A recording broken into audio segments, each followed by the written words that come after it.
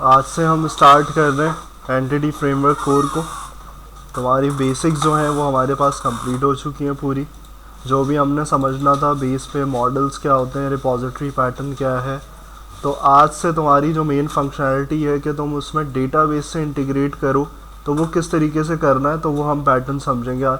तो सबसे पहला काम जो मैंने अभी सबसे मेन हेडिंग डिस्कस करी कि एंटिटी फ्रेमवर्क कोर, तो सारी डिपेंडेंसी तुम्हारी किस पे है, तुम्हारी एंटिटी फ्रेमवर्क पे। यानी कि ये अब एंटिटी के लिए तुम्हारा एक फ्रेमवर्क ASP.NET कोर के अंदर है तुम्हारे पास। तो अब क्या है, हम यहाँ पे देखते हैं कि यहाँ पर हमारे पास हम आ जाते हैं सबसे पहले स्लाइड्स कि एंटिटी फ्रेमवर्क कोर की फंक्शनैलिटी को पहले समझते हैं, फिर उसके बाद हम आगे कंटिन्यू करेंगे कि हमें क्या सेटिंग्स करनी है, किस तरीके से हमें आगे मूव करना है। तो यहाँ पर मैं इसको ASP एंटिटी फ्रेमवर्क कोर को देखता हूँ। यहाँ पर ये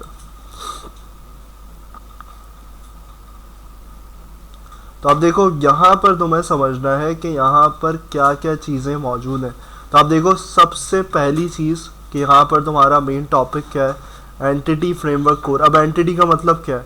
एंटिटी का मतलब है तुम्हारी जो टेबल्स होते हैं, यानी कि तुम अगर टीचर का टेबल बना रहे हो, एडमिन का टेबल बना रहे हो स्टूडेंट का, तो वो तुम्हारे पास क्या होते हैं, सारे टेबल्स जो हैं वो एंटिटी कंसिडर होते हैं। वो हम पढ़ के आए, एंटिटी सेट्स होते हैं, एंटिटीज, उसके अंदर एक रखा हुआ रिकॉर्ड होता है। तो यहाँ पर फ्रेमवर्क क्या इम्प्लीमेंटेशन दे रहा है, किस चीज़ के लिए हम यूज़ कर रहे हैं, तो यहाँ पर हमें उसको समझना। आप देखो, उसके आगे तुम्हें एक पॉइंट नज़र आ रहा था कि एंटिटी फ्रेमवर्क कोर असल में होता क्या है, वो ORM होता है। तो अब इस ORM से भी फेमिलियर होना है कि ORM असल में तुम्हारा क्या पार्ट है। तो यहाँ पर हमने सबसे पहले ये चीज़ देखनी है कि तुम एप्लीकेशंस में ORM का कॉन्सेप्ट क्यों यूज़ करते हो। तो आप देखो, सबसे पहला पॉइंट क्या है, to address the data access requirements of ASP.NET core MVC application. अगर तुम्हें जब डेटा एक्सेस करना होता है तो तुम्हें उस डेटा एक्सेस करने के लिए तुम्हें क्या ज़रूरत पड़ती है, तुम्हें ORM की ज़रूरत पड़ती है, यानी कि मतलब ऑब्जेक्ट रिलेशनल मैपिंग। तो ऑब्जेक्ट रिलेशनल मैपिंग को यूज़ क्यों कर रहे होते हो, तो सिंपल सी तुम्हारे पास फर्स्ट लाइन में डेफिनेशन है कि तुम्हें डेटाबेस के अंदर से डेटा एक्सेस करना है। तुम्हारी सोर्स जो है वो क्या है, डेटाबेस है। तो डेटाबेस से एक्सेस करोगे तो तुम किसको यूज़ कर रहे हो, तुम ऑब्जेक्ट रिलेशनल मैपिंग को यूज़ कर रहे हो। और तुम्हारी ASP.NET कोर के अंदर वो ऑब्जेक्ट रिलेशनल मैपिंग क्या है, क्या है भाई, एंटिटी फ्रेमवर्क कोर। तो एंटिटी ORM को ही डिस्कस कर रहा है कि भाई तुम कौन सा ORM यूज़ कर रहे हो, ऑब्जेक्ट रिलेशनल मैपिंग कौन सी यूज़ कर रहे हो, तो .NET कोर कौन सी प्रोवाइड कर रहा है तुम्हें, एंटिटी फ्रेमवर्क कोर। अब इसमें आगे देखेंगे कि ये एंटिटी फ्रेमवर्क कोर किस चीज़ से बिल्ड हुआ होता है, यानी कि क्या चीज़ें तुम्हारे पास इसके अंदर आती हैं, तो वो भी चीज़ आगे डिस्कस करेंगे, वो देखेंगे प्रैक्टिकली। तो यहाँ पर ये क्लियर होना चाहिए, डेटा एक्सेस मेन पॉइंट हमारा कंप्लीट हो गया कि एंटिटी फ्रेमवर्क कोर को क्यों यूज़ कर रहे हो, डेटा एक्सेसिंग के लिए। तो आप देखो यहाँ पर क्या है, यहाँ पर ये इंपॉर्टेंट पार्ट है कि डेटा एक्सेसिंग या डेटा स्टोरिंग कैसे हो रही है। तो यहाँ पर तुम्हारे पास यहाँ तुम्हारा पॉइंट हो रहा है, यानी कि यहाँ पर ORM फ्रेमवर्क क्या कर रहा होता है, वो तुम्हारे पास क्या चीज़ें कर रहा होता है। एक तो डेटा एक्सेस कर रहा है, एक्सेसिंग डेटा फ्रॉम एप्लीकेशंस, यानी कि यहाँ पर सिंप्लीफाई करता है, आसानी करता है किसके लिए, कि तुम जो एप्लीकेशन में डेटा लेकर आना चाह रहे हो वो ORM से आसानी से तुम्हारा आ सकता है। दूसरी चीज़ इम्पॉर्टेंट है कि तुम्हारे जो एंटिटी सेट्स बनते हैं या SQL सर्वर पे जो काम हो रहा होता है वो कैसे हो रहा होता है। तो यहाँ पर तुम्हें ये पार्ट नज़र आ रहा है, ORM is a tool for storing data from domain objects. तो ये जो डोमेन ऑब्जेक्ट्स का कीवर्ड है उसके अंदर नीचे क्या हाईलाइट हुआ हुआ है, मॉडल क्लासेस। यानी कि मैं बार बार क्या मेंशन कर रहा था कि जो तुम मॉडल क्लास बनाते हो वही असल में तुम्हारी क्या बनती है, SQL के अंदर, डेटाबेस के अंदर तुम्हारा एंटिटी सेट बनता है। यानी कि तुमने अगर एडमिन की मॉडल क्लास बनाई है तो वो एडमिन का एंटिटी सेट बनेगा। अगर तुमने डोमेन ऑब्जेक्ट किसका बनाया, टीचर का बनाया, तो वो क्या बनेगा तुम्हारा SQL के अंदर, टीचर का बनेगा। तो ये कौन करवा रहा है काम, ये तुम्हारा सारा जो पैटर्न है जो डिफाइन कर रहा है वो कौन इम्प्लीमेंट कर रहा है, वो ORM कर रहा है, ऑब्जेक्ट रिलेशनल मैपिंग। अब वो ORM क्या है, वो है एंटिटी फ्रेमवर्क कोर। तो आप देखो यहाँ पर क्या है, ये तुम्हारी एप्लीकेशन, यानी कि तुम्हारे पास जो तुम जिसमें डेवलप टेम्पलेट पे काम कर रहे हो उसके अंदर डिफरेंट ऑब्जेक्ट्स बन रहे हैं। ऑब्जेक्ट्स का मतलब डोमेन ऑब्जेक्ट्स की बात हो रही है। क्या चीज? Model classes. मॉडल क्लासेस बन रही है और वो फ्रेमवर्क बीच में एग्जिस्ट करता है, एंटिटी फ्रेमवर्क कोर, जो कि क्या कर रहा है, तुम्हारी डेटाबेस से इंटरेक्शन कर रहा है। यानी कि तुम्हारी एप्लीकेशन और तुम्हारा डेटाबेस वो किसकी वजह से यहाँ पर आपस में कनेक्टेड है? वो तुम्हारे इस ORM की वजह से, यानी कि एंटिटी फ्रेमवर्क कोर की वजह से है। तो अब यहाँ पे देखो, एंटिटी फ्रेमवर्क कोर में बहुत सारी चीज़ें आती हैं। इसका मतलब ये नहीं है कि हम ये यूज़ कर रहे हैं। हमारे पास ORM यूज़ होगा तो ये ADO.NET अलग चीज़ है। SQL कनेक्शन, SQL कमांड, ये सब प्रोवाइड करता है तुम्हारा एंटिटी फ्रेमवर्क कोर। लेकिन हम जो चीज़ें यूज़ कर रहे होंगे, हमारा पैटर्न दूसरा होगा। तो यहाँ मेन मोटिव था कि हमें ये समझना था कि एंटिटी फ्रेमवर्क कोर की इम्प्लीमेंटेशन कैसे हो। अब देखो, डायग्राम से एक्सप्लेनेशन और हो रही है। तुम्हारे पास डेमोन्स्ट्रेशन हो रही है कि ORM बीच में एग्जिस्ट कर रहा है और तुम्हारा डेटाबेस यहाँ पे बन रहा होगा। और वो कैसे बन रहा होगा? वो तुम्हारी क्लासेस, यानी कि मॉडल क्लासेस। मॉडल को हमने बोला था, क्लासेस को ही हम नाम देते हैं मॉडल्स का। तो यहाँ पे सिर्फ ये चीज़ हमें देखनी है एंटिटी फ्रेमवर्क कोर में कि हमारे पास अभी वर्जन तुम्हारे पास क्या है। तो यहाँ पे तुम्हारे पास जो आया है वो ये है तुम्हारा entity framework core. New version है, किसके बाद आया है? EF6। लेकिन ये EF6 पे अपडेशन नहीं हुई है। उसके आगे तुम्हारा पॉइंट लिखा हुआ है कि ये क्या किया गया है? रीडिज़ाइन, यानी कि पूरा स्टार्टिंग से ही तुम्हारे पास ये बिल्ड किया गया दोबारा एंटिटी फ्रेमवर्क को। तो वो EF6 पे आके ख़त्म हो चुका था। अब जो तुम्हारा है वो कोर है, कोर की एडिशनल फंक्शनैलिटी के साथ इम्प्लीमेंट हो रहा है। बाकी ये सारी चीज़ें, ये तुम लोगों को सब चीज़ें पता है। Open source, light weight, extensible, extend किया जा सकता है, तो इसमें हम नहीं जा रहे। सिर्फ यहाँ और ये वाली चीज़ हमारे पास पता है। क्या चीज़ है? Entity framework core is a data access technology. यानी कि ये तुम्हारी जो कोर फ्रेमवर्क दे रहा है तुम्हें एंटिटी, जो ORM है, वो क्या है? असल में एक टेक्नोलॉजी है जिससे तुम क्या कर सकते हो? तुम डेटा को एक्सेस करवा सकते हो अपनी एप्लीकेशन पे। तो यानी कि तुम्हारा डेटाबेस से डेटा उठ के आ सके। तो यहाँ हमारे पास ये वाली बात हो गई है और इसमें हमने ये वाली सारी चीज़ें पॉइंट डिस्कस कर ली हैं। और ये हमें पता है कि कौन सा .NET फ्रेमवर्क अभी चल रहा है। तो ये सब चीज़ें हमें इसमें नहीं देखना।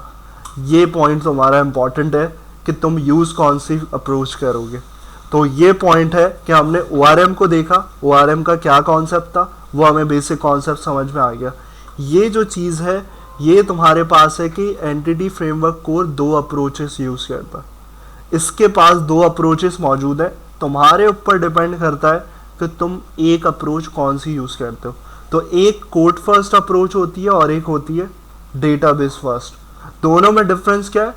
कोड फर्स्ट का मतलब है ये वाला काम। क्या मतलब? कि मैं सारा काम कहाँ से करूँगा? अपनी एप्लीकेशन, यानी कि टेबल से लेके उसकी टाइप डिफाइन करने तक सब कुछ कहाँ से डिफाइन करूँगा? मैं सब काम अपनी एप्लीकेशन से करूँगा। और वो ऑटोमेटिकली कहाँ होगा? वो तुम्हारे डेटाबेस में इम्प्लीमेंट, यानी कि यहाँ डेटाबेस भी नहीं होगा। वो डेटाबेस भी कहाँ से बन रहा होगा?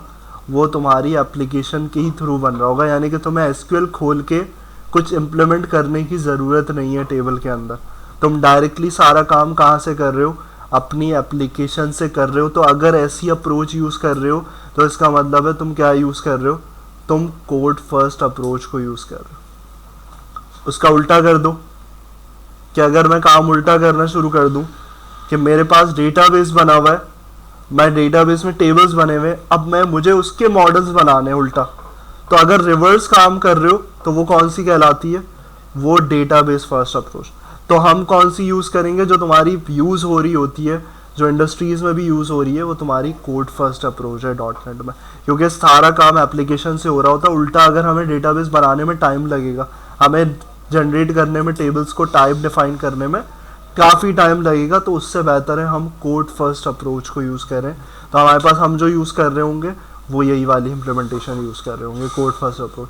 तो अब देखो, यहाँ तुम्हें सारा सिनेरियो पता चल गया कि हमारे पास हम असल में क्या करने वाले हैं। अब देखो, इसके अंदर इसका ट्री ओपन करना है अब कि एंटिटी फ्रेमवर्क को तो एक फ्रेमवर्क है ना, इसके अंदर क्या चीज़ है वो चीज़ हमें देखनी है। तो हम आते हैं यहाँ पर, हम एक न्यू प्रोजेक्ट बनाते हैं और फिर इनिशियलाइज करते हैं कि यहाँ पर हमारे पास सबसे पहली चीज़ क्या होगी कि हमें किस तरीके से सेट करना है। तो मैं यहाँ पे क्या करता हूँ, एक प्रोजेक्ट क्रिएट करता हूँ।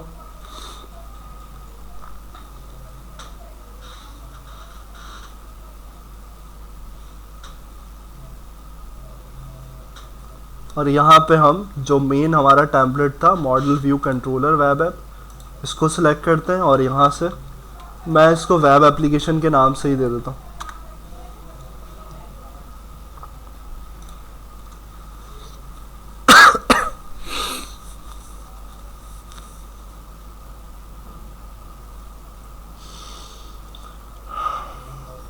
तो आप देखो सबसे पहला काम क्या होगा, ये जो हम एंटिटी फ्रेमवर्क कोर की बात कर रहे थे, तो एंटिटी फ्रेमवर्क कोर में आया कि क्या चीज़ें होती हैं, तो वो चीज़ हमें यहाँ पर देखनी है कि हम कहाँ पे सबसे पहला काम करेंगे। तो उसको हटाता हूँ मैं यहाँ से। यहाँ पे तुम्हारे पास हमने सबसे पहले इंट्रोडक्शन में डिस्कस किया था डिपेंडेंसीज। तो एंटिटी फ्रेमवर्क कोर तो एक नोड है, रूट, उसके अंदर पैकेजेस होते हैं। तो वो पैकेजेस हमें रिक्वायर्ड होंगे कि हमें सबसे पहले उस एंटिटी फ्रेमवर्क कोर को इम्प्लीमेंट करने के लिए हमें यहाँ से पैकेजेस को इंस्टॉल करना होगा। तो मैं डिपेंडेंसीज पे राइट क्लिक करूँगा और पहले क्या करूँगा, manage NuGet package manager open करूँगा। और इसको मैंने सिर्फ फर्स्ट पे क्या किया था, मैंने बोला था कि ये काम होगा आगे, तो वो यहाँ से इंस्टॉल्ड पे नहीं जाना, हमें क्या करना है, हमें ब्राउज करना है। और यहाँ पे हमारे पास कौन कौन से पैकेजेस होंगे, हमारे पास एंटिटी फ्रेमवर्क कोर के एक होगा टूल्स का, एक होगा एसक्यूएल सर्वर। और तुम्हें इसके नाम से ही तुम्हें समझ में आ रहा है कि ये तुम क्या कर रहे हो। सिर्फ टूल्स तुम्हें डिफ्रेंशिएट होगा, एसक्यूएल सर्वर किस लिए कर रहे हो ये तुम्हें खुद ही समझ अंडरस्टैंडिंग हो जाएगी। तो देखो यहाँ पे जैसे ही ब्राउज किया तो मेरे पास वो रिकमेंड करेगा। यहाँ पे रिकमेंडेशन तुम्हारे पास शायद नहीं आए, अगर वर्किंग की हुई होगी स्टूडेंट से तो वो आ रही होगी। तो मैंने क्या करना है, सबसे पहले एंटिटी फ्रेमवर्क कोर का पहला पैकेज इंस्टॉल करना है एसक्यूएल सर्वर। तो इस पर क्लिक करूँगा, लेकिन 8 पे नहीं, क्योंकि हम ये बात कर चुके हैं कि हमारी लॉन्ग टर्म सपोर्ट पे अभी नहीं चल रहा है। तो इसमें जो तुम्हारे पास बेस्ट स्टेबल पैकेज है वो कौन सा है, 6.023। तो इसको क्या कर लेना है, यहाँ से इंस्टॉल कर लेना है और यहाँ पे तुमने आके ओके एक्सेप्ट। तो ये तुम्हारे पास क्या हो जाएगा, यहाँ से तुम्हारे पास इंस्टॉल। अब देखो यहाँ इसके टैग्स तुम्हें पता चल जाएंगे। वर्किंग क्राइटेरिया क्या है इस पैकेज का, तो यहाँ पे देखो तुम्हें क्या मेंशन कर रहा है, framework core, entity framework core, data, ORM, EF core, SQL server. यानी कि इसको समरी करो तो सपोर्ट किसके लिए कर रहे हो, एसक्यूएल सर्वर से कनेक्टेड करने के लिए। पहली चीज़ फ्रेमवर्क का पार्ट तुम्हारा एसक्यूएल सर्वर का पैकेज है, यानी कि तुम डेटाबेस से इंटरेक्शन किसके थ्रू हो रही होगी, वो तुम्हारे पास यहाँ से हो रही हो, यानी डेटाबेस की सारी चीज़ें वो तुम्हारे पास कैसे हो रही होंगी वो यहाँ पर। तो यहाँ लिखा हुआ भी है database provider for entity framework को। तो पहला पैकेज हो गया। दूसरा तुमने कौन सा करना है, दूसरा यहाँ पर ही लिस्ट में आ रहा है, सीक्वेंस में आ रहे हैं क्योंकि यहाँ यूज़ होते रहते हैं इस सिस्टम पे, तो ये हो रहा है। तो यहाँ पे देखो नेक्स्ट तुम्हारे पास क्या है, टूल्स। टूल्स पे आए और इसमें देखो क्या चीज़ें आ रही है। पहले अगर इसको देखो, enables 3 these commonly use command, यानी कि इसकी वजह से क्या हो जाता है हमारे पास, हम ये न्यूगेट पैकेज मैनेजर कंसोल में ये वाली कमांड्स इंप्लीमेंट कर सकते हैं। यानी कि हम इसको अगर टूल को पैकेज को नहीं करेंगे तो हम ये वाली कमांड नहीं चला सकते। माइग्रेशन से related, drop database, add migration, तो ये सब कौन प्रोवाइड कर रहा है, ये तुम्हारा ये वाला पैकेज प्रोवाइड कर रहा है। तो यहाँ से क्या करना है, स्टेबल 23 और यहाँ से इसको इंस्टॉल करना है। तो आप देखो यहाँ एक डिफरेंस देख रहे होगे कि डिपेंडेंसीज में क्या हुआ, डिपेंडेंसीज में तुम्हारे पास एक यहाँ पे ऐड हो रहा है पैकेजेस का सेक्शन। तो यहाँ पे 2 पैकेजेस ऐड हो चुके हैं। तीसरा पैकेज तुम्हारे पास क्या है कि यहाँ पर तुम्हारे पास यहाँ शेयर डिज़ाइन टाइम कंपोनेंट्स। तो ये डिज़ाइन वाला पैकेज तुमने क्या करना है, यहाँ पे करना है। और इसमें भी देख लो इसकी तुम्हारे पास क्या मेंशन हो रही है, तो ये तुम्हारी डिज़ाइन टाइम लॉजिक को डिफ़ाइन करने के लिए होता है। डिज़ाइन टाइम लॉजिक का डिफ़ाइन करने का मतलब इसको सिंपली तुम्हारी फ्रंट एंड सपोर्टिव, ये तुम्हारे पास सारी चीज़ें। और इसको अगर और समझना चाहो तो फ्रंट एंड सपोर्टेड क्या कि स्कैफोल्डिंग एक वर्ड यूज़ होता है इसके, तो इसमें टर्म्स बहुत हैं। ये याद रखनी पड़ेंगी, लिखोगे, लिखने के साथ साथ अपने मेमोराइज भी करते रहो। तो स्कैफोल्डिंग होती है कि हम जो फॉर्म डिज़ाइन करते हैं वो क्या करता है, स्कैफोल्डिंग का मतलब होता है कि वो चीज़ों को देखे और ऑटोमेटिकली क्या कर दे, उसको देखते हुए ही अपना फॉर्म डिज़ाइन करके दे दे। यानी कि तुम्हें बेसिक फॉर्म्स बनाने के लिए यहाँ पे यूआई डिज़ाइन करने की ज़रूरत नहीं होगी। वो पैकेज कैसे सपोर्ट कर रहा होगा, वो तुम्हारे पास डिज़ाइन टाइम कंपोनेंट्स ये वाला पैकेज जो है वो ऑटोमेटिकली क्या करके देगा, तुम्हें स्कैफोल्ड करके देगा। यानी कि स्कैफोल्डिंग जो है वो तुम्हारी क्या हो रही होगी, वो इससे हो सकती है। तो ये 3 पैकेजेस हैं इनिशियल स्टेज पे, जो कि आगे भी अगर एडवांस पे भी जाओगे तो उसमें भी यही वाले पैकेजेस तुम्हारे चल रहे होंगे। तो यहाँ से इसको इंस्टॉल करोगे और ये वाला काम ओके और आई एक्सेप्ट। सही, तो देखो यहाँ लिस्ट में 3 पैकेजेस तुम्हारे पास आ गए। और इसको अगर अपडेट, अगर कोई मसला होता है ना, मसला कभी कभार होता है एरर सिस्टम के हिसाब से, तो उसको तुम क्या कर सकते हो, ये जो सारी इंफॉर्मेशन है वो कहाँ स्टोर्ड होती है, तुम्हारे वेब एप्लीकेशन से याद नहीं रखा करो, जर्नल करके समझा करो, वरना इसको ढूंढते रहते हो। मेरा प्रोजेक्ट का नेम है वो। तो यहाँ पे edit project file, right click करके एडिट प्रोजेक्ट फाइल में गए तो देखो यहाँ पे पैकेज रेफरेंसेस ऐड हो गए। इसको अगर तुम यहाँ से चेंज करोगे और सेव करोगे, ऑटोमेटिकली तुम्हारा पैकेज अपडेट हो जाएगा। ये काम यहाँ से भी हो सकता है। यानी कि तुम कहाँ पे गए, दोबारा यहाँ पर गए manage NuGet package manager, तो अपडेट का ऑप्शन दे रहा। तो अपडेट में तुम दोबारा अपडेट कर सकते हो, लेकिन उससे बेहतर है कि तुम्हें अगर इन्फॉर्मेशन तुम्हें पता है कि कौन सा पैकेज नंबर है, तो वो तुम यहाँ से भी कर सकते हो। हमें नहीं करना अभी फ़िलहाल हमारे पास हमें सारी चीज़ें सेट हैं। तो देखो पहला काम तुम्हारा ये हो गया, सही है।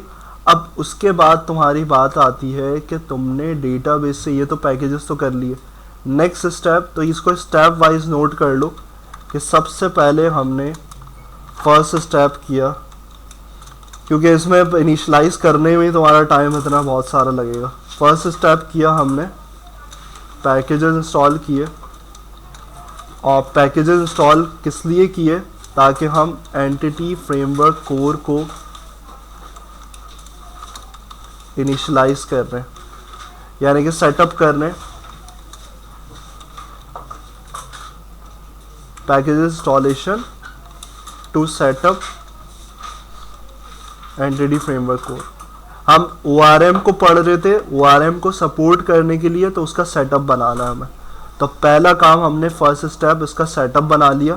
सेकंड स्टेप होगा कि हमें एक चीज़ समझनी है कि हम यहाँ पे एक फ़ाइल बनाएंगे, उसको समझना है हमें। तो उसको समझने के लिए तुम्हारे पास क्या होगा, तुम्हें यहाँ पर ये वाली फ़ाइल को देखना है कि वही आया कि इस फाइल को तुम क्या कर रहे हो और इस फाइल की इम्प्लीमेंटेशन क्या है। तो अगली फाइल की जो बात हो रही है वो तुम्हारी हो रही है DB कॉन्टेक्स्ट। ये तुम्हारी फाइल होती है कि जहाँ से सारा दारोमदार इस पे होता है, डिपेंडेंसी इस पे होती है DB कॉन्टेक्स्ट पे। DB कॉन्टेक्स्ट पे कैसे डिपेंडेंसी होती है कि जो तुम टेबल्स डिफाइन करते हो, जो तुम अपने एंटिटी सेट्स डिफाइन करते हो, वो इंटरेक्ट कौन करवाती है, वो इंटरेक्ट करवाती है तुम्हारी DB कॉन्टेक्स्ट की क्लास। यानी कि ये जो क्लास है ये इंपॉर्टेंट क्लास है। किस लिए है कि जब डेटाबेस से कॉन्फ़िगरेशन तुम्हारी चल रही है और तुम अगर टेबल डिफाइन होते हैं, वो सब कहाँ से होते हैं, वो सारी रजिस्टर्ड जो होते हैं वो इस क्लास के अंदर होता है।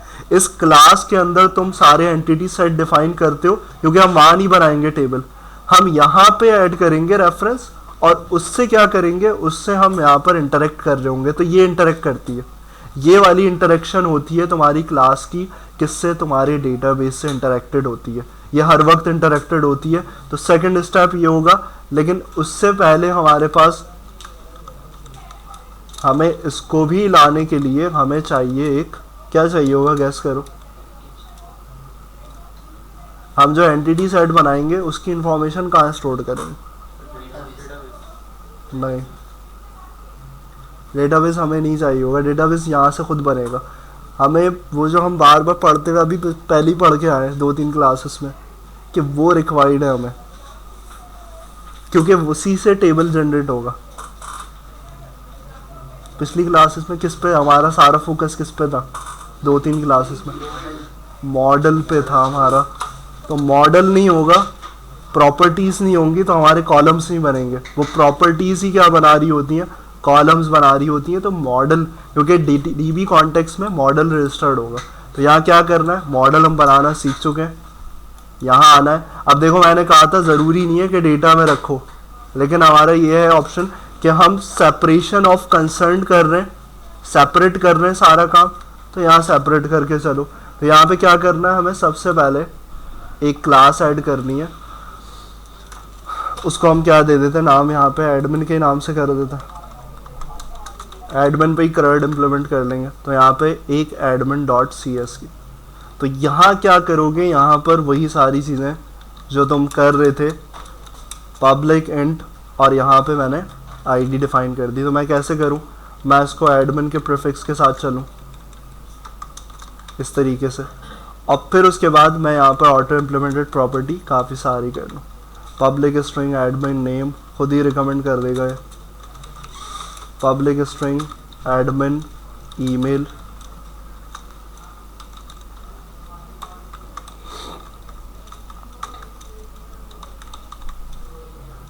एडमिन पासवर्ड को अभी रहने देते हैं हम, स्ट्रिंग एडमिन कॉन्टैक्ट,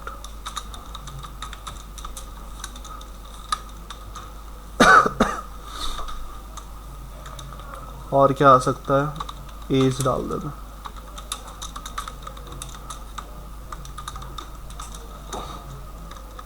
सही, तो जब देखो यहाँ ये काम किया तुमने, लेकिन ये वाला काम अभी तुम्हारे पास ये प्रॉपर्टीज़ तो बना ली, लेकिन डेटाबेस के हिसाब से इसमें तुमने कुछ चीज़ें भी ऐड करनी है। अब देखो सारा काम ORM के थ्रू हो रहा होगा, तो सबसे पहली चीज़ है मुझे क्या बनानी पड़ेगी, एडमिन आईडी को क्या डिफाइन करना पड़ेगा मॉडल के थ्रू, क्या करोगे, यूनिक यानी कि प्राइमरी की। तो प्राइमरी की देखो क्या होगा, सिर्फ एक एट्रीब्यूट लगाने से डिफाइन होगा, तो वो क्या है, यहाँ पर मैंने देखो की लिखा तो तुम्हें रिकमेंडेशन आ रही है, यहाँ पर क्या है, लेकिन की में देख लेना, की में ये वाली चीज़ नेम स्पेस देखते रहना, system dot component model dot data annotations, ये वाला की तुम्हें चाहिए, denotes one or more properties that uniquely identify an entity. तो हमें यहाँ पर क्या करना है, हम अगर ये की डिफाइन करेंगे इसका मतलब है ये हमारी प्राइमरी की को जनरेट कर देगा, और ऊपर देखो क्या हुआ, नेम स्पेस ऐड हो गया इसका। अब इसके बाद अगर यहाँ पे देखो की हो गई, उसके बाद अगर तुमने यहाँ पर भी क्या करना है, यहाँ पर भी डिफाइन करना है तुमने चीज़ों को, तो वो किस तरीके से करोगे कि यहाँ पर आकर तुम इसमें यहाँ पे आओगे, तो देखो यहाँ पे क्या हो रहा है, यहाँ पे अब जो ये वाला स्टेप है वो किस लिए है, तुम्हारी मॉडल वैलिडेशन के लिए। यानी कि ये यूआई के पर्सपेक्टिव से जो तुम जावास्क्रिप्ट से काम कर रहे होते थे ना, कि अगर ब्लैंक छोड़ा किसी ने तो वो सबमिट ना हो सके, तो वो सारी चीज़ें सेट कर रहे हो। तो ये जो रिक्वायर्ड रिकमेंड कर रहा है वो किस लिए है, वो यहाँ पर है specifies data data field value is required, यानी कि जो भी फील्ड बनेगी, जो भी इनपुट होगा उसके अंदर हमें क्या करना है, हमें लाजमी वो वाला डेटा जो है वो ऐड करना है, अदरवाइज डेटा सबमिट नहीं होगा। तो वो कौन करेगा, वो तुम्हारी जो फंक्शनैलिटी होगी, इसको आगे कमेंट में भी लिख देता हूँ, ये तुम्हारी मॉडल वैलिडेशन के लिए होती है। तो यहाँ पर .NET के अंदर बहुत आसान काम है, यूआई जनरेट करोगे, इससे रिलेटेड चीज़ें तुम्हें खुद बना के देगा वो। उसको मैं क्या पॉइंट डिस्कस कर रहा था, स्कैफोल्डिंग, उसको हम बोलते हैं स्कैफोल्डिंग। तो यहाँ पे अब देखो एरर मैसेज इसका बिल्ट इन होगा, इसका एरर मैसेज क्या होगा, प्लीज़ एंटर अ फील्ड, उसको मुझे चेंज करना है। तो उसको चेंज करने के लिए यहाँ पे मैं आऊँगा, और यहाँ पे मेरे पास ये प्रोवाइड दे रहा है, देखो क्या, यहाँ पर एक प्रॉपर्टी है एरर मैसेज, यानी कि मैं अपना एरर मैसेज यहाँ से सेट कर सकता हूँ। अब देखो गेट और सेट है, इसका मतलब है मैं यहाँ सेट कर रहा हूँ, तो यहाँ मैं अपनी मर्जी से वैल्यू पास कर सकता हूँ। क्या पास कर दूँ, मैं यहाँ पे दे दूँ भाई प्लीज़ एंटर योर नेम। तो अब ये क्या होगा, ये एरर मैसेज पास होगा। अगर उसने ब्लैंक छोड़ी, अगर उसने फील्ड ब्लैंक छोड़ी, तो हमारे पास एरर मैसेज पास होगा। तो यहाँ पे इसको कॉपी किया, यहाँ पे मैंने इसको पेस्ट किया, इसको भी पेस्ट कर दिया, और यहाँ पर भी। तो आप क्या करेंगे, सिर्फ यहाँ चेंज कर देंगे, प्लीज एंटर। और ये ख्याल रखना ऊपर रखना है, नीचे नहीं रखना। तो यहाँ पे अगर एडमिन नेम है तो उससे ऊपर लगाओगे उसका एट्रीब्यूट, अगर ईमेल है तो उससे ऊपर डिफाइन करोगे। तो यहाँ पर क्या करोगे, यहाँ पर तुम ईमेल, इधर हम कर देते हैं यहाँ पर कांटेक्ट के लिए, और उससे फिर यहाँ पर नीचे ये वाली चीज़ एज के लिए। तो देखो यहाँ पे ये वाला काम हो गया। अब यहाँ एक और चीज़ है, क्योंकि डेटाबेस में जा रहा है तो डेटाबेस से रिलेटेड तुम्हारे पास, अभी ये फ्रंट एंड का था, ये डेटाबेस का था, तो मैं यहाँ पर ये भी कर दूँ, ये डेटाबेस से रिलेटेड है और ये यूआई रिलेटेड कॉन्सेप्ट है। सही, तो यहाँ ये यूआई रिलेटेड है। अब उसके नीचे एक और तुम्हारे पास है यहाँ पे क्या, यहाँ पर तुम टाइप भी चेंज कर सकते हो, क्योंकि जब तुम स्ट्रिंग दे रहे हो ना, इंटीजर में कोई मसला नहीं है, इंटीजर एसक्यूएल को पता है, लेकिन ये स्ट्रिंग एसक्यूएल को नहीं पता। स्ट्रिंग एसक्यूएल में कोई डेटा टाइप नहीं होती, तो उसको भी अगर तुमने क्या करना है, तो यहाँ पे देखो चेंज करने के लिए यहाँ क्या है हमारे पास, कॉलम, यानी कि represents the database column data property is map to. Mapped का मतलब कि डेटाबेस में बन रही है, इसका मतलब होता है मैपिंग। तो यहाँ पे कॉलम को तुमने कैसा रखना है, उसकी टाइप, तो यहाँ पे तुम क्या कर सकते हो, यहाँ पे तुम्हारे पास एक आ रहा है टाइप नेम, तो यहाँ क्या कर सकते हो तुम, टाइप नेम को डिफाइन करोगे कि क्या होनी चाहिए। तो मैं क्या करूँ, क्या बताऊँ इसको, varchar बताऊँ टाइप, और उसकी लेंथ डिफाइन करूँ कि भाई ये एडमिन नेम। तो तुम अपनी मर्जी से डेटाबेस एसक्यूएल के हिसाब से यहाँ पे क्या कर सकते हो, इस चीज़ को कर सकते हो। तो यहाँ मैं क्या करता हूँ, सब जगह कर देता हूँ, एज में नहीं करूँगा मैं, क्योंकि वो इंटीजर है, तो उसको अभी हम रहने देंगे। यहाँ पर जो बना रहा है इंटीजर ही बनाएगा वो। तो पहले यहाँ तक आ जाओ, क्योंकि इसमें बहुत सारी चीज़ें हैं, अभी सर्विसेज भी बनानी है, तो पहले इस मॉडल तक को बनाओ, सर्विस पैकेजेस ऐड करो, तो उसके आगे कंटिन्यू करो। हमारा नेक्स्ट स्टेप क्या है, हमने जो बात करी थी, नेक्स्ट स्टेप हमारे पास, हमने ये काम कर लिया, मॉडल हमने ये कर लिया। अब तुम्हारा स्टेप है कि इसको सेट करना, डीबी कॉन्टेक्स्ट को सेट करना। तो यहाँ पे डीबी कॉन्टेक्स्ट के लिए तुम क्या करोगे, यहाँ पे आके, अब ये भी क्या है, एक क्लास है, तो हमें क्या करना है, अब यहाँ इस क्लास का नाम कुछ भी रख सकते हो। अब जर्नलाइज करके रखना है, क्योंकि एक ही होती है डीबी कॉन्टेक्स्ट की क्लास, तो उसको यहाँ पर तुम कैसे कर सकते हो, उसको तुम इस तरीके से नाम दे सकते हो, एप्लीकेशन डीबी कॉन्टेक्स्ट। तो ये तुम्हारे पास क्लास, और इसको यहाँ पर तुमने इस तरीके से ऐड कर दिया। अब देखो ये क्लास तुम्हारी अपनी बनाई हुई है, अब ये एंटिटी फ्रेमवर्क कोर्स से कैसे एक्सेस होगी, कैसे इंटरेक्ट करेगी, तो वो जो मैं यहाँ पर मेंशन कर रहा था कि तुम्हारे पास ये डीबी कॉन्टेक्स्ट है, तो ये तुम्हारी पेरेंट क्लास बनेगी, यानी कि एंटिटी फ्रेमवर्क कोर जो प्रोवाइड कर रहा है वो ये वाली क्लास प्रोवाइड कर रहा है। तो कैसे करोगे, तुम इसको बनाओगे इसकी पेरेंट क्लास, ताकि ये इनहेरिटेड हो। तो यहाँ पे देखो डीबी कॉन्टेक्स्ट, तो अभी देखो यहाँ पर क्या है, यहाँ पे एरर दे रहा है, और यहाँ पे तुम्हें मेंशन कर रहा है कि ये कौन सपोर्टेड, कौन सा नेम स्पेस सपोर्ट करेगा, Microsoft dot entity framework core. तो हमने वो 3 पैकेजेस ऐड किए हैं, एंटिटी फ्रेमवर्क कोर ऑटोमेटिकली तुम्हारे पास है।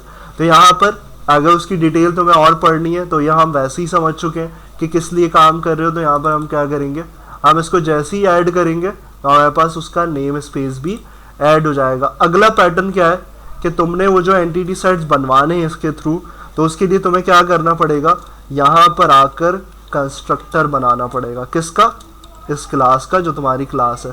तो ये तुम्हारा एग्जैक्ट वही नाम होगा जो तुम क्या कर रहे हो, जो तुम यहाँ पे बनाए हुए हो। तो वो रिकमेंड कर रहा है कि भाई आप इसी को कंस्ट्रक्टर बनाना चाह रहे हो, तो यहाँ पर इस तरीके से तुमने एक कंस्ट्रक्टर डिफाइन कर दिया। अब इसके अंदर ये जो डीबी कॉन्टेक्स्ट की क्लास है, ये एक सपोर्टेड एलिमेंट पास कर रही है, जिसको तुमने क्या करना है, इस कंस्ट्रक्टर को गाइड करना है कि भाई यहाँ से मौजूद चीज़ों को क्या करो, इससे एक्सेस कर लो।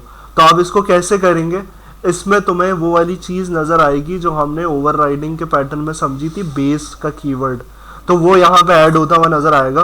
तो तुमने क्या करना है, यहाँ पर आकर एक और क्लास लेनी है, डीबी कॉन्टेक्स्ट ऑप्शंस। तो यहाँ देखो क्या है, the options to be used by a DB context, you normally override DB context on configuring or use a DB context option builder, आगे क्या लिखा हुआ है, to create instance of this class and it is not design to be directly constructed in your application code. क्या मतलब, simple सा summary, वो जो मैं कह रहा था कि तुम यहाँ पर ये जो तुम्हारी बिल्डर है, ये जो ऑन कॉन्फ़िगरिंग बिल्डर तुम्हारे पास बना हुआ है एंटिटी सेट्स बनाने के लिए, उसको तुम डायरेक्टली इम्प्लीमेंट नहीं कर सकते। उसको कैसे कर सकते हो, उसको इनहेरिटेड वे में कर सकते हो। तो इनहेरिटेड वे में कैसे करोगे, तो तुम्हें वो कौन प्रोवाइड कर रहा है, डीबी कॉन्टेक्स्ट ऑप्शंस। तो उस बिल्डर को यूज़ करने के लिए तुमने यहाँ पर एक पैरामीटर बनाना है, जो कि उसका नेम सजेस्टेड वो ये दे रहा है, कुछ भी दे सकते हो यहाँ पे। तो यहाँ पे मैंने क्या किया, मैंने ऑप्शंस उस बिल्डर को लेने के लिए यहाँ पे एक पैरामीटर डिफाइन कर दिया। और अब वो जो तुम्हारे पास वो स्टेटमेंट आ रही थी कि ओवरराइड करता है, यानी कि हम डायरेक्टली यूज़ नहीं कर सकते, तो वो ओवरराइड कैसे करेगा, ये हमने बेसिक्स में समझा था कि अगर हम पिछले फंक्शन मेन फंक्शन से पेरेंट से क्या करना चाह रहे हो, उसको हम यूज़ करना चाह रहे हो ओवरराइड, तो हम क्या करते हैं, हम एक तरीक़ेकार होता है कि हम बेस का कीवर्ड लगा के उसको ओवरराइड कर देते हैं। तो यहाँ पर करना क्या चाह रहे हो, उसकी समरी, इसकी समरी ये है कि तुम ये कर रहे हो कि भाई यहाँ पर ये जो ऑन कॉन्फ़िगरिंग बिल्डर है, यानी कि ये वाली चीज़ जो है, ये तुम्हारे पास डायरेक्टली इम्प्लीमेंट नहीं हो सकती और तुम्हें इस कंस्ट्रक्टर में इम्प्लीमेंट करवानी है, तो तुम कैसे कर रहे हो, इसको ओवरराइड करके कर रहे हो। सही, तो ये तुम्हारे पास यहाँ पर एप्लीकेशन डीबी कॉन्टेक्स्ट में ये वाली सेटिंग हो रही है, और इसको समराइज करके भी तुम्हें बता दिया कि क्या कॉन्सेप्ट है, क्या परसेप्शन है। अब देखो क्या करना है, अब नेक्स्ट स्टेप तुम्हारे पास ये है कि ये सेटिंग हो गई। अब हमें एंटिटी सेट बताना है कि भाई टेबल जो बनाओगे वो किस नाम का बनेगा। तो उसको देखो लिखने का तरीका, मैंने पब्लिक एक्सेस मॉडिफायर लगाया, और डीबी सेट होता है कि हम इसके अंदर क्या करते हैं, उस मॉडल का रेफरेंस पास करेंगे जिसका हमने एंटिटी सेट बनाना है। कौन सा, एडमिन। तो ये मॉडल हमने बना के रखा था, क्यों बना के रखा, ताकि जब हमारे पास ये माइग्रेशन हो तो ये प्रॉपर्टीज़ जो हैं वो सारी क्या हो जाएं, ऑटोमेटिकली तुम्हारे पास इसके अंदर एंटिटी सेट्स में कन्वर्ट कर दे, कॉलम्स में। तो आप देखो सजेस्टेड नेम दे रहा है प्रॉपर्टी, तो यहाँ प्रॉपर्टी जो बनाओगे वही तुम्हारा टेबल का नेम बनेगा। यानी कि ये जो डेटाबेस से इंटरेक्शन की बात हो रही थी, एप्लीकेशन डीबी कॉन्टेक्स्ट इंटरेक्ट कर रहा होता है, तो ये जो काम कर रहा है ये तुम्हारा ये ऑन कॉन्फ़िगरिंग बिल्डर कर रहा है, तो उसको कैसे करेगा, वो इसी के नाम से तुम्हारा टेबल बनाएगा एंटिटी से। ये वाली चीज़ हमारे पास यहाँ पर होगी। अब जितने टेबल्स होंगे वो ऐसे बनेंगे, एक दफ़ा ये काम करना होता है, फिर अब तुमने एक और मॉडल बनाया, वो भी टेबल बनाना है, या एक और डीबी सेट ऐड करोगे। तो इस तरीके से तुम्हारे पास जितने टेबल्स बनाने हैं वो तुम्हारे सारे डीबी सेट ऐड होते हैं। ये हो गया तुम्हारा काम, स्टेप ये हमने कर ली कि भाई डीबी कॉन्टेक्स्ट। फिर उसके बाद तुम्हारा फोर्थ स्टेप तुम्हारे पास है कनेक्शन स्ट्रिंग, कि अब वो डेटाबेस की कनेक्टिविटी। अब ये बताओ ये कहाँ डिफाइन करना होगा, ये मैंने मेंशन करी थी एक बार जब स्टार्टिंग कर रहे थे, तो मैंने बोला था यहाँ पे डेटाबेस की कनेक्टिविटी होगी। कहाँ होगी,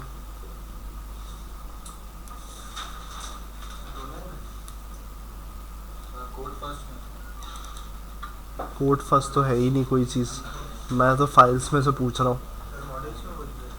मैंने खोल दी वो फाइल appsettings.json। तो मैंने यहाँ पे बताया था इंट्रोडक्शन में कि यहाँ हम कनेक्शन स्ट्रिंग बनाते हैं, तो कनेक्शन स्ट्रिंग, अब ये जो तुम्हारे स्टेप्स हैं ये तुम्हें याद रखने की ज़रूरत नहीं है, ये तुम्हारे पास है कि भाई यहाँ पर तुमने इसको सिर्फ पैटर्न देखना है कि इम्प्लीमेंटेशन कैसी होगी। अब देखो दो चीज़ें नज़र आ रही हैं, पीसीस पे इंटीग्रेट करने का डेटाबेस को कनेक्शन स्ट्रिंग बनाने का तरीका थोड़ा सा डिफरेंट होगा, और यहाँ जो सर्वर पे काम कर रहे हो उसमें डिफरेंट होगा एक्सपेक्ट। तो यहाँ पे जो काम करना है वो हमने इस तरीके से कनेक्शन स्ट्रिंग, तो मैं इसको यहाँ कॉपी करता हूँ, फिर इसको यहाँ बताता हूँ। यहाँ पे आगे कॉमा लगा हुआ है, उसके बाद हमने सेपरेटर के आगे, तो देखो ये है तुम्हारा पैरामीटर, ये कुछ भी हो सकता है, ये तुम अपनी मर्जी से, अच्छा यहाँ सॉरी ये नहीं बोल रहा मैं, गलती से वहाँ इंडिकेशन हो गई, ये वाला, ये पैरामीटर तुम्हारा कोई भी हो सकता है। ये चीज़ जो डिफाइन कर रहे हो कनेक्शन स्ट्रिंग, वो किस लिए कर रहे हो, ताकि तुम अपनी डेटाबेस से कनेक्टिविटी सेट कर लो। तो ये वाली चीज़ तुम क्या कर सकते हो, कोई भी डिफाइन कॉन कर लो, कॉन कनेक्शन कर लो, कुछ भी, जैसे हम PHP में कर रहे होते थे। उसके बाद यहाँ पर सर्वर में क्या है, ये चेंजेस है कि तुम्हें यहाँ पर इस तरीके से 4 चीज़ें नज़र आ रही हैं। तो तुम्हारा जो मेन परसेप्शन है वो क्या है, जो डेटाबेस बनेगा वो इस पर डिपेंड करता है। यूज़र आईडी तुम्हें पता है क्यों दे रहे हो ये ऐसे, एप्टिक क्यों दे रहे हो, क्यों दे रहे हो ये, क्योंकि SQL में हमारे पास SQL सर्वर ऑथेंटिकेशन से हम काम कर रहे होते हैं। तो ऑथेंटिकेट करने के लिए हमारा जो डेटाबेस बनेगा वो इस नाम से बनेगा। तो यहाँ हम क्या कर देते हैं, यहाँ पे कर देते हैं एडमिन मैनेजमेंट कर देते हैं, सिर्फ हम एडमिन की बात कर रहे हैं। तो यहाँ पर हमने इस तरीके से, तो हमारा डेटाबेस इनिशियल कैटलॉग के अंदर ये डिफाइंड होगा। तो आप देखो यहाँ ये कनेक्शन स्ट्रिंग डिफाइन कर दिया, अभी भी काम ख़त्म नहीं हुआ।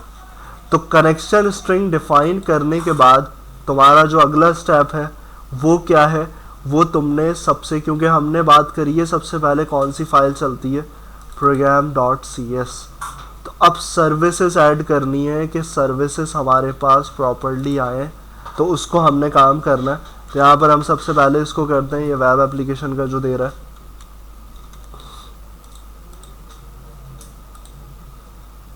क्या हुआ, ये डिफ़ॉल्ट ही क्या आ गया, चलो पहले उसको ऐड करते हैं, इसके अपने मसले बहुत हैं।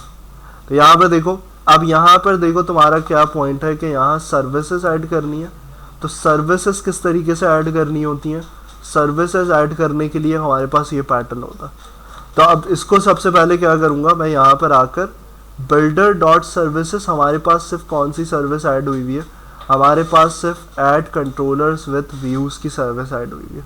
तो अब हमें क्या करना है, हमें यहाँ पर इसके लिए आगे ये सर्विसेज ऐड करनी है कि हमारे पास ये वाला काम हो जाए। तो आप देखो इसमें क्या है, इसमें तुम्हारे पास सीक्वेंस किस तरीके से बना हुआ है, सीक्वेंस तुम्हें देखना है कि कैसे बना हुआ है। तो हमारे पास सबसे पहले तुम पे प्रोवाइडर डिसाइड करना है कि यहाँ पर हमारे पास बिल्ड सर्विस प्रोवाइडर आए।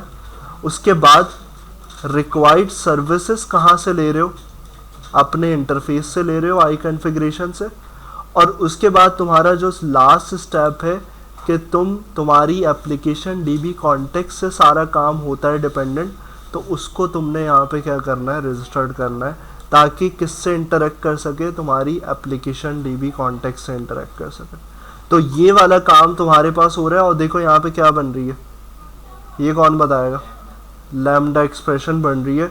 और लैम्डा एक्सप्रेशन में तुम क्या गाइड कर रहे हो कि भाई तुमने क्या करना है, तुमने SQL सर्वर को यूज़ करना है, क्योंकि हमारा सारा काम कनेक्टिविटी SQL सर्वर पे। और उसके आगे यहाँ पे देखो तुम्हारे पास क्या मेंशन कर रहा है, ये गेट करेगा तुम्हारा ऐप सेटिंग्स डॉट जेसन से तुम्हारी कनेक्शन स्ट्रिंग। यानी कि देखो इस फाइल में बहुत सारी चीज़ें हैं, लेकिन तुम सिर्फ क्या गेट करना चाह रहे हो, तुम करना चाह रहे हो सिर्फ ये वाला स्ट्रिंग। तो इसके लिए यहाँ पे देखो क्या लिखा हुआ है, shorthand for get section, यानी कि तुम इस फाइल से सिर्फ एक सेक्शन उठाना चाह रहे हो, ये वाला। तो वो कैसे उठाओगे, वो उठाओगे तुम गेट कनेक्शन स्ट्रिंग से, सही। तो यहाँ पर इस तरीके से तुम्हारे पास ये वाला काम होगा। और यहाँ पे ये वाली चीज़, अब ये क्यों मसला क्रिएट कर रही है, अब चलो आगे देखो, यहाँ पर इस तरीके से सर्विसेज हमारे पास ऐड होंगी, सही है। ऐड DB कॉन्टेक्स्ट कर रहे हो, अब देखो ये ऐड हो रहा है क्योंकि हमारे पास ये पहले से बिल्ट इन क्लास होती है। तो बिल्डर जो है वो हमें ये सारी चीज़ें, सर्विसेज जो हैं वो हम एक्सेस कर सकते हैं यहाँ पर। तो देखो यहाँ कनेक्शन स्ट्रिंग हमने मैच कर लिया, यहाँ पर हमारे पास सारा काम हो गया, इस तरीके से पूरा तुमने सेट कर लिया। अब तुम्हारे पास ये सेटिंग करने के बाद तुमने क्या करना है, अब तुम्हारे पास जो ऑप्शन है वो ये है कि भाई यहाँ पर जो हमने टूल्स का पैकेज किया था, ये जो टूल्स का पैकेज हमने इंस्टॉल किया था, इसको हमने क्या करना है, माइग्रेशन ऐड करनी है, वो उसी टूल के पैकेज से होगी। तो देखो यहाँ पे क्या है, न्यूगेट पैकेज मैनेजर कंसोल। और तुम्हें यहाँ पर अगर यहाँ से एक्सेस करना है, यहाँ पर तुम्हारे पास नीचे देखो सबसे लास्ट में पैकेज मैनेजर कंसोल का ऑप्शन नज़र आ रहा है। यहाँ क्या करोगे, यहाँ पे आके इसमें तुमने जो देखो तुम्हें कमांड वो वहाँ पर क्या कर रहा था, ये शो कर रहा था कि ये वाली कमांड आपकी कैसे होती है टूल्स के पैकेजेस से। तो यहाँ पे देखो माइग्रेशन का नाम रखना है सबसे पहले। तो पहले माइग्रेशन बनेगी, और माइग्रेशन किसकी बनेगी, हमारे पास यहाँ पे एडमिन के मॉडल की, क्योंकि हमने डीबी साइट में उसको रखा हुआ है। तो यहाँ पे सबसे पहला स्टेप ये होगा तुम्हारा। तो यहाँ पर ऐड माइग्रेशन। अब माइग्रेशन का नाम कुछ भी तुम्हारी एंटिटी के हिसाब से हो सकता है। तो यहाँ पर सबसे पहला स्टेप माइग्रेशन बनाई। तो आप देखो माइग्रेशन में तुम्हारे पास क्या क्या आ रहा है। माइग्रेशन में तुम्हारे पास इस तरीके से तुम्हारा पैटर्न शो कर रहा है कि तुम्हारे पास जो टेबल क्रिएट होगा वो टेबल किस तरीके से बनेगा, वो टेबल इस तरीके से बनेगा, और तुम्हारी वो जो आईडी की प्रॉपर्टी है वो असल में क्या होगी, वो तुम्हारे पास यहाँ पर इस तरीके से डिफाइंड होगी। तो यहाँ पर ये सारी चीज़ें गेट किससे कर रहा है, वो यहाँ से कर रहा है। तो यहाँ पर ये तुमने क्या रखा है, वो सब कुछ लिखा ही नहीं था कुछ भी तुम भी तो यहाँ पर ये सब चीज़ें, खैर चलो, खैर यहाँ पर माइग्रेशन एंड, जब भी तो मैं बोलूँ एंड वर्कर क्यों शो कर रहा है उसमें, तो वहाँ ब्लैंक आ रहा है पूरा, रिक्वायर्ड वगैरह कुछ भी नहीं है। ये एन वर्कर दे रहा है खुद ही, वो इसलिए दे रहा है क्योंकि तुमने मॉडल में ही डिफाइन नहीं किया हुआ। तो तुमने मुझे वो समझ के आएगा, वो यहाँ पर मैं उसको सेट तो करूँ पहले।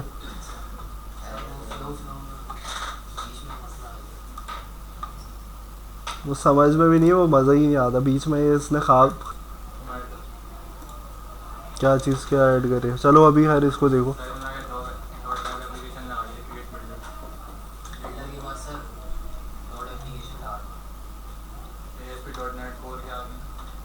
चलो यहाँ पर आ जाओ। यहाँ पे तुम्हारे पास देखो हमने जो स्टेप करना था वो क्या करना था, हमने यहाँ पे माइग्रेशन बनानी है, ताकि पहला स्टेप तुम्हारे पास होगा माइग्रेशन का। तो माइग्रेशन में असल में क्या करेगा, वो यहाँ से जो तुम डिफाइन कर रहे हो वो सब चीज़ें गेट होके क्या होंगी, वो यहाँ पर आएंगी। तो अब कैसे करना है तुम्हें, यहाँ पे आके वही वाला स्टेप कि सबसे पहले माइग्रेशन बनती है, लेकिन ये अभी भी डेटाबेस में इम्प्लीमेंट नहीं होगी। तो पहले यहाँ पर तुम माइग्रेशन बनाओगे और उसका नाम कुछ भी दे सकते हो। इनिशियल का मतलब है पहली माइग्रेशन है, तो इनिशियल रखा है। तो अब देखो क्या हुआ, डिफरेंस नज़र आया, क्योंकि उसकी फाइल में यहाँ पर एन वर्कर शो कर रहा था जो कि खुद ही दे रहा था। हमने जो डिफाइन करी है वो क्या करी थी, मॉडल के अंदर हमने डिफाइन करी थी वर्कर 50। तो वो अब उसको देखते हुए तुम्हारे पास कॉलम की टाइप क्या डिफाइन कर रहा है, वो कॉलम की टाइप तुम्हारे इस माइग्रेशन के अंदर। तो यहाँ पे देखो क्या हुआ है, यहाँ पे माइग्रेशन का एक फोल्डर बन गया। क्यों, जैसे ही तुमने पहली माइग्रेशन चलाई तो उसमें यहाँ पे क्या हुआ, यहाँ पे तुम्हारे पास माइग्रेशन बिल्ड हो गई पूरी, और इसी के नाम से तुम्हारी प्रॉपर्टी के नाम से क्या बनेंगे, तुम्हारे कॉलम्स जनरेट होंगे। तो ये वाला काम तुम्हारे पास इस तरीके से प्रॉपर्ली हो रहा होगा। और कंस्ट्रेंट में प्राइमरी की क्यों ऐड हो रही है, प्राइमरी की तुम्हारे पास की के एट्रीब्यूट से ऐड हो रही है, जो हमने वहाँ पर देखा था। तो अब देखो सबसे इसके बाद क्या होगा कि तुमने डेटाबेस में ये चीज़ इंप्लीमेंट करनी है, जो तुम्हारा डेटाबेस का नेम है और कॉलम्स। तो यहाँ पर नेक्स्ट तुम्हारे पास होगी माइग्रेशन चलाने के बाद ये वाला काम होगा, अपडेट डेटाबेस। तो यहाँ पर ये काम करने के बाद तुम्हारे पास ये जो माइग्रेशन है ये एग्जीक्यूट करवाएगी तुम्हारे डेटाबेस के अंदर। तो आप देखो पूरी तुम्हारे पास प्रॉपर्टी यहाँ पर डेटाबेस की अपडेशन चली, और यहाँ पे ये पूरी माइग्रेशन की इंफॉर्मेशन दे रहा है कि यहाँ पर किस तरीके से not null automatically constraint add हो रहा है, सारी चीज़ें ऐड हो रही हैं। तो यहाँ पूरा जो तुम्हारे पास सिनेरियो है, अब तुमने क्या करना है, तुमने यहाँ पे आके एसक्यूएल सर्वर मैनेजमेंट स्टूडियो पे ये देखना है कि हमारे पास ये जो ऐप सेटिंग्स डॉट जेसन है उसमें जो हमने इनिशियल कैटलॉग रखा हुआ था वो हमारे पास प्रॉपर्ली यहाँ पर आ गया। तो यहाँ पे आके एप्टिक कनेक्ट, और यहाँ पे हमने देखना है डेटाबेस में। तो डेटाबेस में हमारे पास देखो यहाँ से कोड फर्स्ट अप्रोच पे एडमिन मैनेजमेंट जो हमने इनिशियल कैटलॉग डिफाइन किया था, और उसके अंदर हमने यहाँ पर तो देखो माइग्रेशन की हिस्ट्री बन गई, ऑटोमेटिकली जनरेट हुई, और मेरे पास यहाँ पर एडमिन का टेबल जनरेट हो गया जो कि तुम्हारे मॉडल के इम्प्लीमेंटेशन से हुआ है।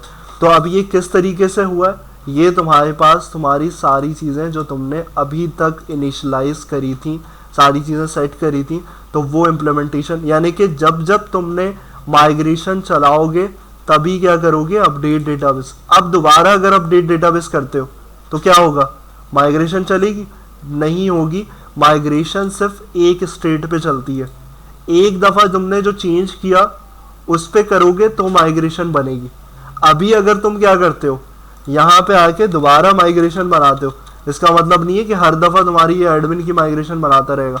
माइग्रेशन जब चेंज होता है प्रोजेक्ट में जब बनती है। तो यहाँ पे क्या है, यहाँ पर मैं क्या बोलूँ, यहाँ पे मैं बोलूँ भाई सेकंड माइग्रेशन, तो मैंने यहाँ पर बनाई अगर, तो देखो क्या हुआ, ब्लैंक बनी है। क्यों, क्योंकि मैं उसी स्टेट पे हूँ जिस स्टेट पे यहाँ था, मैंने सारा एडमिन का काम किया था, वो चल चुका है, तो वह अब उसको दोबारा करने की ज़रूरत नहीं है। जब होगी ज़रूरत, जब मैं क्या करूँ, जब मैं यहाँ पर कोई चेंज करता हूँ, अगर मैं यहाँ पर कुछ चेंज करता हूँ, यानी कि अपडेशन वाला प्रोसेस, यानी कि मैं कॉलम का नेम प्रॉपर्टी चेंज कर देता हूँ या फिर उसकी टाइप चेंज कर देता हूँ, तब क्या होगा, तब तुम्हारे पास ये वाली माइग्रेशन चल रही होगी। तो अभी इस माइग्रेशन का कोई काम नहीं है, तो मैं क्या करूँ, यहाँ पे कर दूँ मैं अपनी रिमूव माइग्रेशन। तो ये भी टूल्स के पैकेजेस में डिफाइंड था, तो मैं यहाँ पे क्या कर दूँ, रिमूव माइग्रेशन। तो रिमूव माइग्रेशन पे कैसे होती है, जो करंट माइग्रेशन होती है उसके हिसाब से रिमूव करना शुरू करता है। तो पहले वो करी, अगर अब भी करते हो तो तुम्हारी ये वाली भी माइग्रेशन चली जाएगी। सही, तो यहाँ पर इस तरीके से तुम्हारे पास ये पूरा काम होगा। तो तुमने अभी जो स्टेप्स करने, पहले तो एप्लीकेशन डीबी में तुम सेटिंग करोगे, फिर उसके बाद तुम्हारा नेक्स्ट स्टेप क्या होगा, तुमने program.cs में सर्विसेज रजिस्टर करनी, करो।